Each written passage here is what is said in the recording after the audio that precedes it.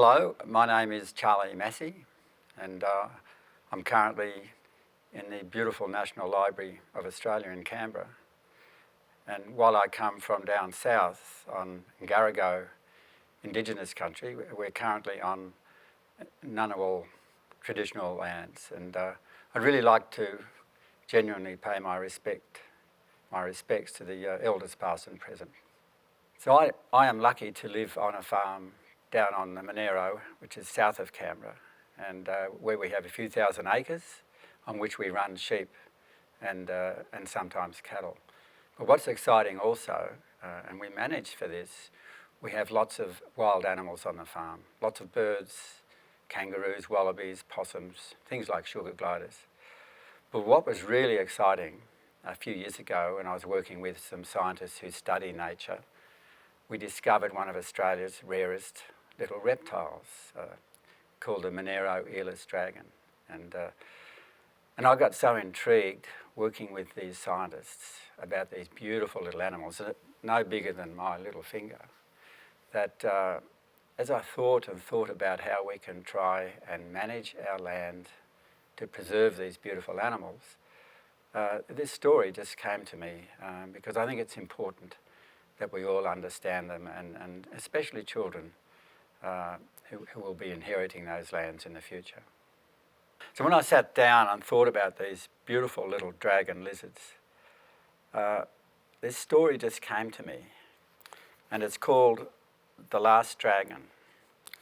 And it's actually a story about his journey when he goes looking for family and friends. And I thought I might just read the first page to you. The Last Dragon.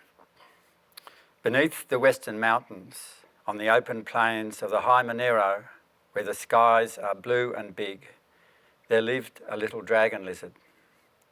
His name was Timpo. He was the size of a child's thumb and coloured in gentle shades of khaki and brown. Across his forehead was a grey mark, which gave him a wise look. His tail was as long as the rest of him. With his square head and alert eyes, he was the cleverest and best disguised lizard on the Monero.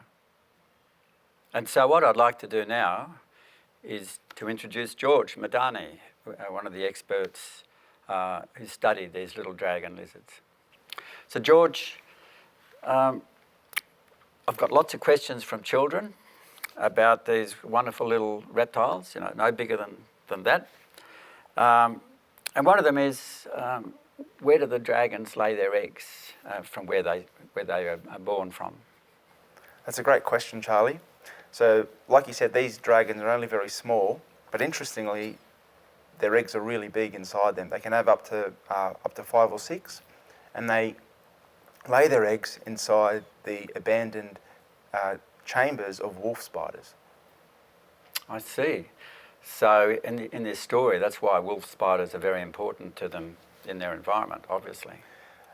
Yeah, their life histories are intertwined, and as you discuss in your beautiful book, that's why they're friends, because they rely on each other. Yep. Okay, so up to 6 eggs. So does the dragon lizard himself or herself have their own house? The dragons can't make their own homes, so they'll live inside, deep inside grass tussocks where they can stay cool. Right. But they also rely on the wolf spiders because they live inside in their chambers, which are often found buried below rocks. Okay. Hence, this little lizard gets to know a wolf spider called Wolfie in the story. Okay. So what do these little fellas eat? The grassland earless dragons feed on invertebrates, so they'll eat things like ants and crickets. Right. And do they eat spiders as well, things like that? I don't think they do. Right. Okay. And do these little fellas, do they play games, or what are they like when they're born, and do they know their parents, those sorts of things? So once the eggs are laid, that's it, they're left to themselves. There's no parental care from the parents. Okay. Yeah, so pretty much from day dot when they hatch and they come out, they're on their own. Right. So there's not so much time for games because I've got to be really careful because they're tiny and they can be food for a lot of things. Okay, so it's dangerous out there, and so when they come into the world, when they hatch from their egg, they're on their own. They don't have a mum or dad that looks after them. Yeah. That's right. So Okay. these little dragons, when they hatch, they're very, very small. They rely on instinct. Naturally, I mean, even the adults are very shy and they're very good at hiding. They're very cryptic. Yeah. It's really difficult to spot them in the wild. So that means really well camouflaged in their environment. You can hardly see them. Exactly. They blend in, and like you describe in your book, the beautiful sort of subtle colours, it's all to help to blend in to their environment so that they can remain hidden so predators can't find them. Yeah, so they're very smart. So where do they sleep, these little fellas? What's their home, their habitat? So they need to be protected from the heat, and they also need to be protected from the cold. And the best habitat for that is below rocks and also deep within grass tussocks. Okay. And being little reptiles, we know they're not warm-blooded like we are and other mammals and animals and birds. So what do they do when it gets cold? They must get very cold, do they? When it gets really cold, in the winter time, they actually go much deeper than usual under rocks and they wait out the cold until it gets warm again. Right, okay. Basically, they go to sleep through the winter, don't they? It's sort of hibernation. Is that what happens? So that's what we thought. Right. That's what we thought. We thought that they shut up shop Yeah. for the season and they disappeared, but through some of our monitoring work, we've actually found that they'll have little breaks during the winter where if it's a slightly warm day, they might even come out and still move around a little bit. Oh, good. So it's not a complete, deep sleep like you'd think a grizzly bear might have. Yeah. It's more of a torpor, which is a sort of shorter term deep sleep. Yeah. Do they have breakfast or lunch when they come out, or it's just maybe to move around and get warm again? I'm not too sure, to be honest, but it's definitely to move. They do move around a little bit, whether that's for feeding or because they just want to find a different spot for the rest of the winter. Yeah. So when would they then fully wake up at the end of winter? What sort of time of year? That's early spring? Early spring. That's the time when everything is coming back to life. All the migratory birds are returning and the woodlands are filled with song and all the snakes and lizards are on the move again. Okay. Life's returned. So sort of September, late August, September, that sort of time. Yeah. Yeah, okay. And there are really beautifully small, lovely little creatures, which there'll be photos that we've got. But how long do they live for? Because usually the smaller you are as an animal, you don't live for as long as, say, a big elephant or something. That's right. So in captivity, they've had them living up to 5 years. Oh, right. But as you know, the wild can be a very dangerous place. There's lots of things that want to try and eat you. So we don't think that they live particularly long in the wild. However, I've caught some individuals for 3 seasons straight now. So we know that they can at least live up to a few years in the wild. Yeah, so you're one of the few sort of scientists, wildlife researchers that spent a lot of time especially studying these little guys. So that must be very rewarding to get to know one of Australia's rarest little animals, yeah? Yeah, it's pretty lucky. It's something that's so hard to see and for a long time went undiscovered. To be able to see them quite regularly and get to know, specific individuals and to see them season after season, it is pretty rewarding. Do you have names for some of the individuals? Every little dragon I find does get a name. Okay. And we can tell the individuals apart from each other because they all have distinct patterns on their back. Oh, right, okay. So what sort of names do you use for these little blokes? Well, every season we choose a different theme. So we've got some dragons that are named after Roman gods and goddesses. Right. We've got other dragons named after Game of Thrones characters. Okay. So this season we'll have to think what we want to name them after. Okay. Maybe not politicians yet. No, not politicians. You might get one named after you though, Charlie. Yeah. So where do their mum and dads live? I mean, I know the mother, and could you describe how she lays the eggs And once that happens, I gather it's not like a bird sitting on a nest. They're just left. So where do the parents live once she's laid the eggs? These dragons are only very small, and so they don't move around too much. So they end up basically living in the same neighbourhood as their offspring. Close to their parents. They live close together. Yeah.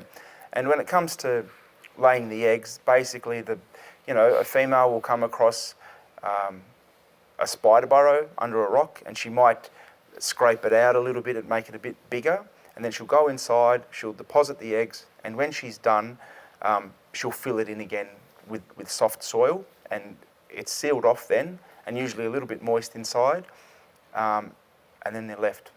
They're left like that until they hatch. Okay, so if you've got big tractors or you've got too many sheep and cattle that are tramping the ground, it's as I understand, that's one of the reasons these lizards have become so rare, that damage can be done to the eggs and the little dragons. So it's pretty important for we farmers. We have to learn how to manage to save them. Is that right? That's right. The biggest threat to these dragons is habitat loss and destruction to their habitat. Yeah. They're only little, they're only fragile, they rely on the vegetation, they rely on the soil, so anything that's going to damage that is going to directly threaten them. Okay. So my mind starts to think about my grandchildren reading dinosaur books and all that sort of stuff. So why, these are little lizards, but why are they called dragons and not just lizards? That's a really good question with a really interesting answer. Right. So they are in fact lizards, and dragons are a type of lizard. Okay. And when most people think of dragons, they think of mythical beasts flying around in the sky, blowing out fire. Yeah. But to get to the bottom of why they're actually called dragons, you have to cast your mind to the jungles of Borneo, where in the rainforest there you have the original dragon. And these are lizards that live in the tree, and when they move from one tree to the next, the way they do it is they actually extend their arms, and they've got this flap of skin between their arm and their leg, and they glide from tree to tree. So the very first scientists, a couple hundred years ago, to see these and to describe them, thought, well, these look like dragons. So they got the name Draco, and then every other relative of these dragons then also got the name of dragon. Okay, oh, that's nice. So yeah. The little dragon I talk about, his name is Timpo, which comes from his proper scientific name. Why are they so small instead of being big, large lizards or like some of those? Trying to think of the one up near Borneo, the Komodo dragon. The Komodo dragon. Why do you think they've become so small? Well, if they were too big, they wouldn't fit down spider burrows to start with. Yeah. And if you're too big, then you need to eat a lot. Yes. Then you can't hide as well from predators and things. So for them, they're just the right size. Yeah. So obviously they're surviving in a tough situation where more and more agriculture, which has to feed more people, etc. There's more pressure on the land. So is that why they've got so rare, that they're one of Australia's most endangered little species? They are indeed one of the most endangered reptiles in Australia. Several of their close relatives have become extinct. Right. And that's because they rely on the natural temperate grasslands. Yep. And these grasslands, as you know, more than 95% of them have been cleared or modified, so their habitat is directly under threat. Yeah. Me as a farmer, that's a pretty important message. If we can have a different way of running our sheep and cattle that benefits us, but it's more done like nature would want, we can play a big role in saving these little dragons and other species. Is that right? That's right, because these dragons live in the grasslands, and they need the grasslands to be not too thick and not too sparse. So there are natural grazers, wombats and kangaroos and things, and sheep and cattle, they eat grass as well. So the dragons do rely on them as well. The dragons need livestock to keep their environment a little bit open, not too open, and also not too thick. So if it's done the right way with farmers like yourself who have a suitable grazing regime where it's balanced and it's not overdone, then it actually helps the dragons. Okay, so what we're doing after Europeans came to Australia and our indigenous people were pushed out basically, before it was kangaroos, wallabies, wombats that actually managed the grasslands that suited them. Now it's up to us to do that. That's what I'm hearing. Is that right? That's right. Yeah. And it needs to be done responsibly. That's really important, isn't it? So I'm thinking about children that live in cities, in the urban areas, and I've been to Canberra and Sydney, and there's a lot of wildlife you see, including little lizards and things. What can children and their parents do you think, to help preserve wild places for animals like little lizards and birds and skinks and other things? So I feel like we all have a responsibility to look after nature, especially when we're the ones responsible for their current predicament. So the ways we can help lizards survive in the environment, including in the urban areas, is to sort of increase connectivity. You might have a local creek down the back, and then there's another reserve across the road, and that's really hard for an animal to move from that spot to the next when it's got to contend with cars and cats and dogs. So there's a degree of responsible pet ownership, keeping your cats in at night so they don't go out killing lizards. You can provide habitat, whether that's by planting native vegetation, and you can even go so far as to put some artificial habitat in your backyard, like roof tiles or timber sleepers, to give them a place to hide. Okay, yeah, so you can play quite a big role. I know on our farm, which was over-cleared by the early settlers, we've now planted 60, 70,000 trees in breaks to bring back what you mentioned, the word connectivity, which means getting the bushland connected so that birds and mammals and others and lizards can travel back through the landscape. So people in urban areas, in suburbs, they can help that, can't they, by planting their own shrubs for birds and giving more cover for the reptiles and others. Absolutely, and that's a really simple thing to do with a really big positive gain. Yeah. So, George, what I'm learning here is that it's so important that we understand more and more about these really rare little creatures. And that means having to study them so we can understand them. So, how do you go about that? Do you put tags in their little ears, or how do you trap them? What do you do in the field so we can understand them so much better? Because you're really one of Australia's leading experts with these little special creatures. It's a good question. They are endangered, but how do we know if they're doing well or if they're doing poorly? So we need to monitor them, and as we've discussed, they're really, really hard to find. If you want to go looking for these dragons, they're so camouflaged. If you walk around in the grasslands, you'd have to be very, very good and very, very lucky to spot one.